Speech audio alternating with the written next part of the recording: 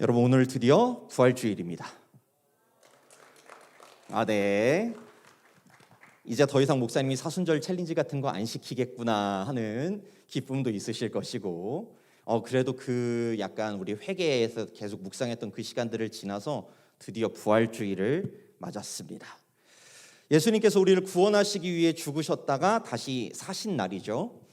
근데 가끔은 그 부활절의 주인공이 예수님이기보다는 계란이 되기도 하는 것 같기도 해요. 왜냐하면 여러분들 사실 부활절이라고 하면은 뭐부터 생각나세요? 부활절 하면 계란, 어쩔 수 없는 그 약간 뭐랄까요, 그 조건반사 같은 거죠. 부활절 하면 딱 계란.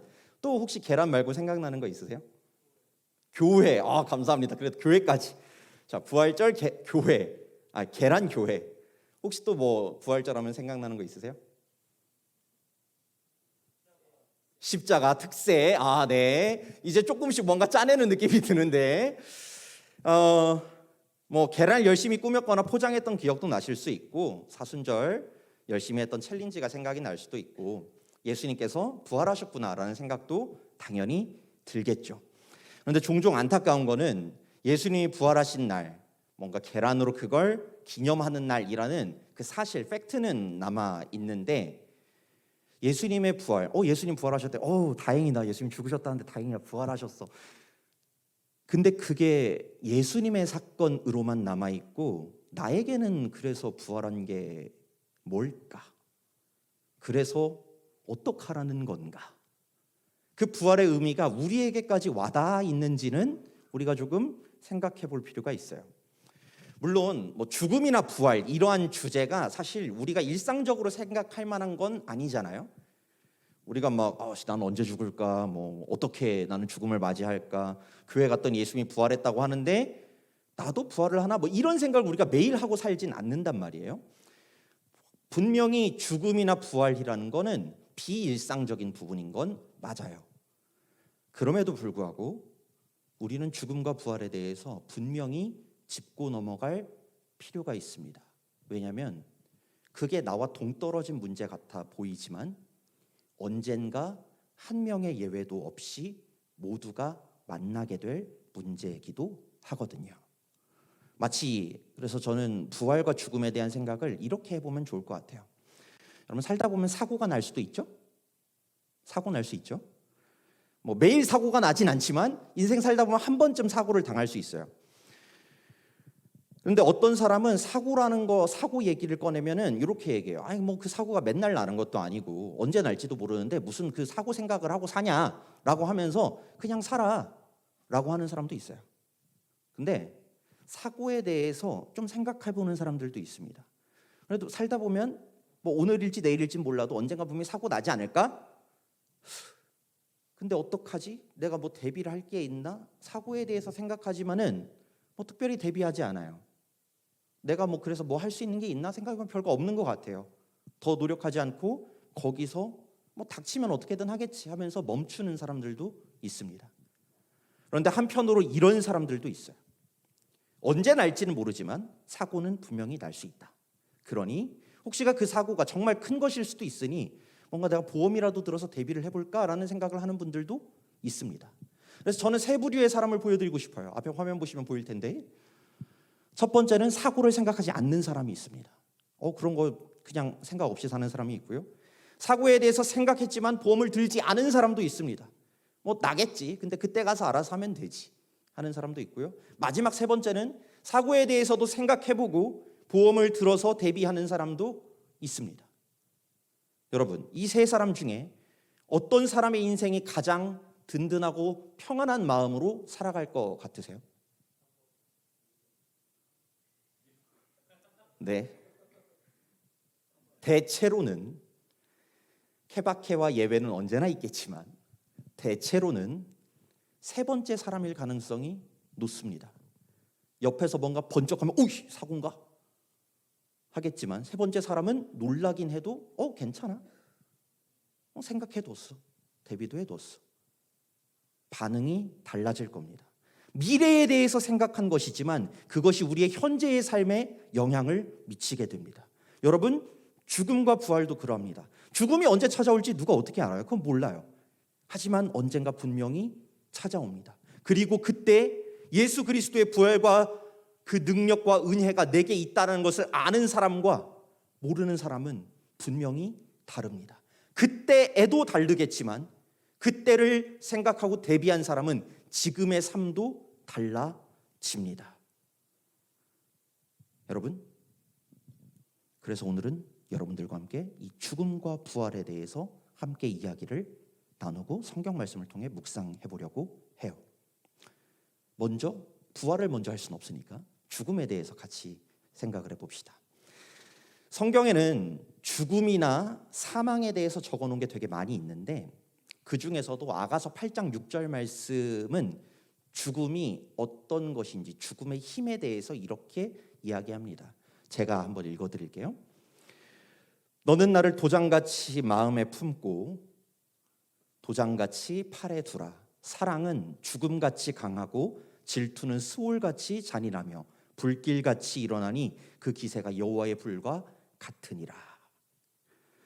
아가서는 사랑에 대해서 이야기하는 성경 말씀입니다. 그리고 성경 전체를 통틀어서 가장 좋고 선한 것을 뽑으라 하면 하나님을 제외하고 속성 중에 분명히 사랑을 얘기할 겁니다. 그런데 그 사랑이 얼마나 강력한 거냐를 비유할 때 다른 것이 아니라 죽음에 비유합니다. 사랑이 얼만큼 강력한가? 그건 죽음만큼 강하다. 죽음의 크기를 결코 얕볼 수 없습니다. 죽음이라는 게 그냥 뭐 하나님이 이기셨지 하고 끝날 게 아니라 실제로 죽음이라는 건 성경에서 사랑에 비견할 정도로 큰 힘을 가진 것으로 표현합니다. 여러분, 죽음이라는 건요 강합니다. 모든 걸 두렵게 하고 끝내버릴 수 있는 힘을 가졌습니다. 여러분, 죽음 앞에서는 아무리 세기의 사랑을 나누었다 한들 이별해야 합니다. 두렵습니다. 그 사람과의 의미가 사라집니다. 막을 수 있습니까? 어떻게 대처할 수도 없습니다. 그냥 그 두려움을 받아들여야 합니다. 내가 지금까지 해왔던 것 죽음 앞에 서면 무기력하게 끝나버립니다. 여러분, 사랑 같은 좋은 것만 끝날 것 같으세요? 여러분, 죽음이라는 건요 악하다고 생각하는 것마저도 모두 압도해버립니다. 여러분, 세상에 힘들고 지친 일 많죠? 사회적으로, 관계적으로, 인격적으로 우리가 고통당할 일들이 있습니다. 직장에서 쫓겨날 수도 있습니다. 도전했지만 번번이 실패할 수도 있습니다. 사람들과의 관계가 점점 끊어져 갈 수도 있습니다. 모르는 사람한테 비난받고 작은 실수한 게 과장돼서 뒷담화거리가 되고 심지어는 없는 말이 만들어져서 나를 핍박하기도 합니다. 우리가 겪는 현실이 그렇습니다. 그 모든 것이 나를 괴롭힐 때 거기에서 벗어나려는 유혹이 옵니다. 어떻게? 죽으라고 합니다. 죽으면 끝난다고 얘기합니다. 그래서 누군가는 그런 극단적인 선택을 하기도 해요. 여러분, 죽음이라는 건요 우리가 생각하는 이 세상의 악한 것들마저도 삼켜버릴 만큼 굉장히 큰 힘을 가졌습니다. 좋은 것도 악한 것도 압도해버리는 그 죽음, 뭐 사회적인 죽음이든 관계적인 죽음이든 인격적인 죽음이든, 그리고 최종적으로 우리 육신의 죽음도 있죠. 사람이란 존재는요 이 죽음 앞에서 항상 무력해집니다. 아무리 뭐 피지컬 100에 나온 사람들 다 데려다 놓는다 하더라도 죽음 앞에 그걸 이길 수 있는 사람은 없습니다. 누구도 피할 수 없고 누구도 대항할 수 없는 그 죽음이라는 것을 우리는 어떻게 다뤄야 할까? 언젠가 분명히 만나게 될 텐데 우린 그걸 어떻게 준비하고 생각할까? 오늘 우리가 읽은 성경 속의 제자들도 그 죽음의 순간을 만나고 있었어요. 예수님 제자들인데 그래도 좀 뭐가 다르지 않을까요? 오늘 말씀 같이 다시 한번 보시죠. 우리 오늘 말씀 19절 상반절 말씀을 함께 보면 제자들의 상황을 이렇게 표현합니다. 이날 곧 안식 후 첫날 저녁 때에 제자들이 유대인들을 두려워하여 모인 곳의 문들을 닫았더니, 예수님께서 죽으셨어요. 제자들은 유대인들을 두려워해서 한 곳에 같이 모여가지고 문을 다 닫고 있었다라고 합니다. 여러분, 제자들의 상황은 많이 안 좋습니다. 아니, 최악입니다.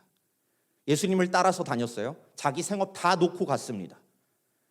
생업도 내려놓고 제자 생활을 3년 동안 했습니다. 예루살렘 들어오기까지, 우리 지난주에 봤잖아요. 사람들 막 환호했던 거. 그때까지만 해도 좋았죠. 뭔가 이루어질 것 같았어요. 그런데 예수님이 순순히 잡혀가시더니 십자가에서 죽으십니다. 그래서 도망쳤습니다. 이제 그들을 환호하던 사람들은 없어요. 모두가 예수 믿는 자가 누군지 찾아다닙니다. 베드로에게 물어봤던 것처럼 네가 예수쟁이냐라고 물어봅니다. 마치 나를 핍박할 것처럼 찾아다니는 그들을 피해야 합니다. 생업도 놓쳤지, 새롭게 도전한 제자 생활도 실패한 것처럼 보여요. 여러분, 제자들은 사회적으로 죽음을 맞이한 걸 수도 있어요.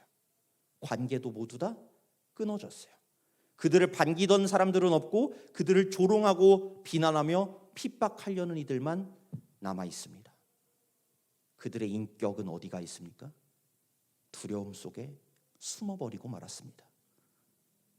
문을 닫고 안에 갇혀서 아무것도 못하는 신세가 되어버린, 어쩌면 예수님을 죽였던 것처럼 그들이 제자인 게 밝혀진다면 죽임을 당할지도 모르는 진짜 육체의 실제적인 죽음을 감당해야 하는 순간을 맞이했어요.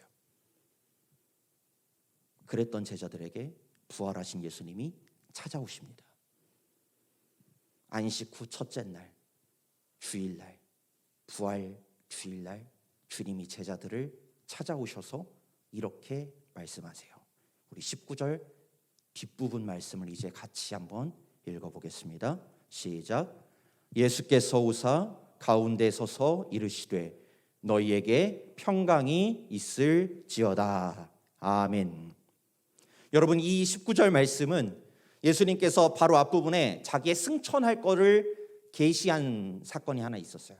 그걸 제외한다면 요한복음서에서 이 말씀은 부활하신 예수님께서 사람들을 향하여 주시는 첫 번째 메시지였습니다. 죽음의 권세 앞에 두려워하던 제자들에게 예수님이 말하십니다. 내가 죽음을 이기고 부활해서 이곳에 왔다. 그러니 제자들아, 이제 평안해라.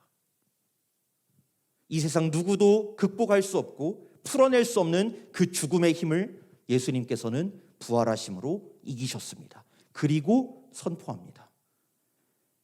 세상의 죽음의 세력들 두려워하지 마라. 너의 마음에 평강이 있어라. 그러면서 자신의 손과 옆구리를 보여주십니다. 진짜 이기고 부활하셨다라는 것을 보여줍니다. 우리 20절, 20절, 21절 말씀은 제가 읽어드릴게요.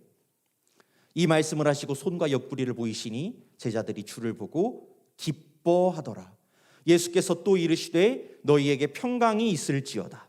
아버지께서 나를 보내신 것 같이 나도 너희를 보내노라. 여러분, 제자들을 그렇게 두려워하던 제자들은 부활하신 예수님을 만나서 기뻐했다고 합니다. 부활의 능력을 만난 제자들은 두려움을 만났지만 이제는 부활로서 그 죽음의 두려움을 이기고 나타나신 예수님께 다가가 기쁨을 누리기 시작합니다.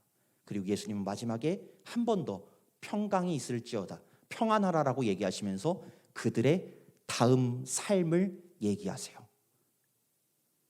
아버지께서 나를 보내신 것 같이 나도 너희를 보낸다. 이제부터 두려움 없는 평안이 넘치는 새로운 삶을 향해 그들을 파송합니다. 여러분, 부활이란 게 뭘까요? 예수님이 그냥 살아났다라는 것? 부활의 사건은 단순히 예수님의 능력이 많은데 병도 고치고 오병이어 급식도 하고 물 위도 걸었는데 부활은 내가 못 보여줬네 해가지고 보여주시려고 만들어낸 기적이 아닙니다. 근데 왠지 우리는 예수님의 부활을 그렇게 생각해요. 혼자 죽으셔도 혼자 살아날 수 있는 능력도 있으시구나라는 그 부활의 기적 사건만 기억하기가 참 쉽습니다. 그런데 예수님께서 부활하신 이유는 그냥 기적을 보여주기 위함이 아닙니다. 여러분, 우리는 죽음을 이길 수 없어요. 여기에 죽음을 이길 수 있는 분 있습니까? 여기 안 죽을 수 있는 사람이 있어요?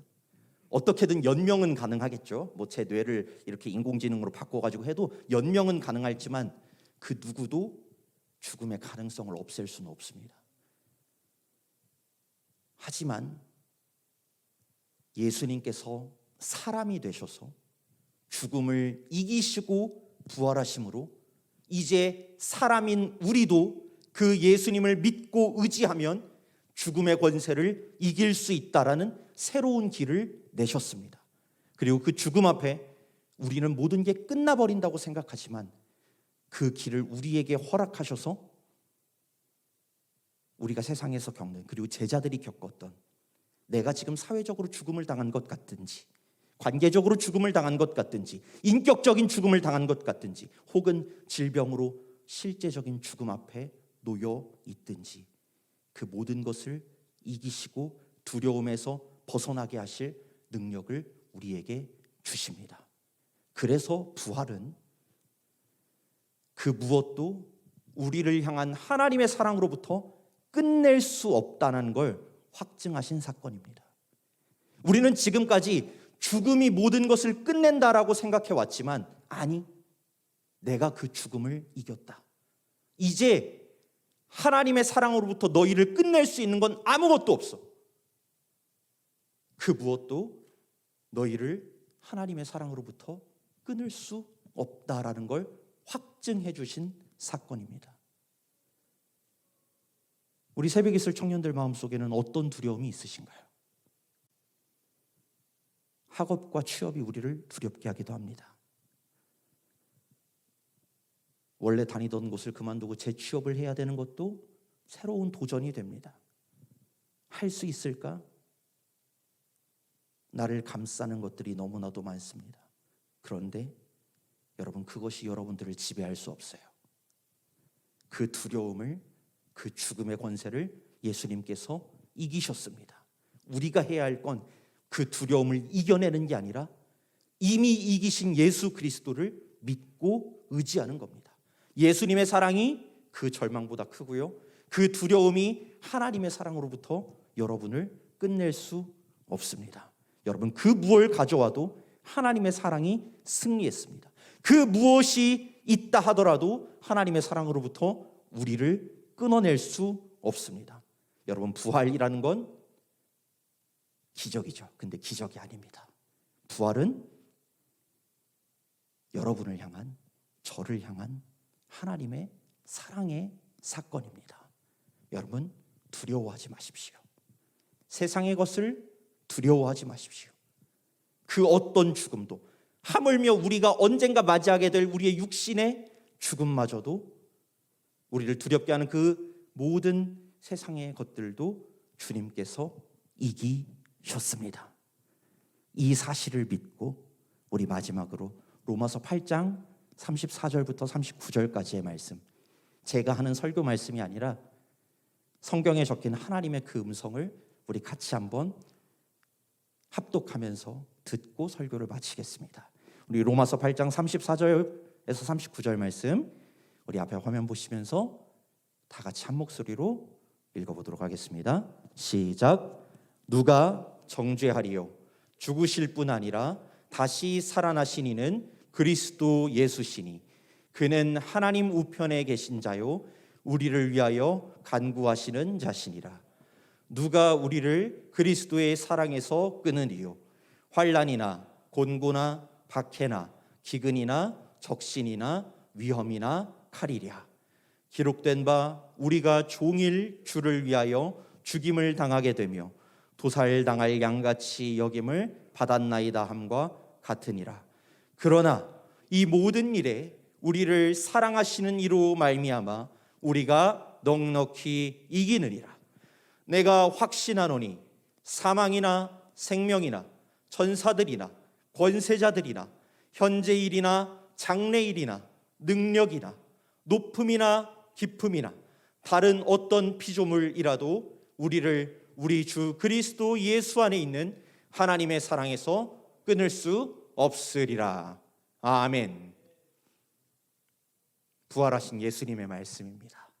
이 말씀이 우리 가운데 새겨지고 우리도 부활의 능력을 힘입어 세상의 모든 두려움과 죽음의 권세를 이기고 담대하게 살아가는 우리 모든 새벽 이슬 청년들 되시기를 간절히 축원합니다.